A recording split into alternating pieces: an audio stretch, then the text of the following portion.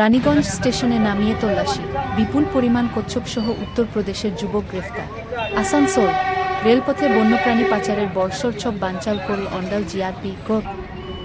দিল্লি হাওড়া পূর্বা express থেকে বিপুল পরিমাণ কচ্ছপসহ এক পাচারকারীকে গ্রেফতার করেছে পুলিশ।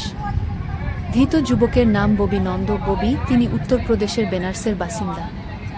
আজ শনিবার ধৃতকে আসানসোল আদালতে পাঠানো হয়েছে।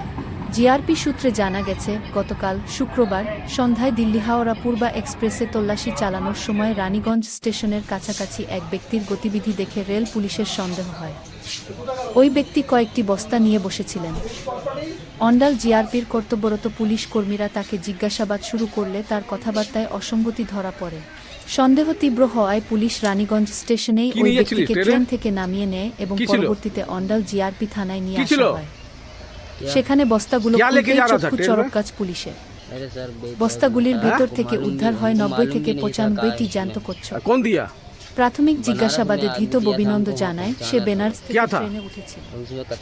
এক ব্যক্তি তাকে বস্তাগুলো হাওড়ায় পৌঁছে দেওয়ার দায়িত্ব দিয়েছে।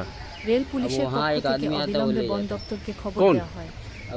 খবর পেয়ে আসানসোলের ডিএফও এবং বন দপ্তরের আধিকারিকরা অন্ডাল জিআরপি এসে কচ্ছপগুলোকে নিজেদের বন্যপ্রাণী সংরক্ষণ আইনে মামলা রুজু করে আজ ধৃতকে আসানসোল আদালতে পেশ করা হয়েছে। এই চক্রের পেছনে আর কারা জড়িত তা তদন্ত করে দেখছে পুলিশ ও বন দপ্তর।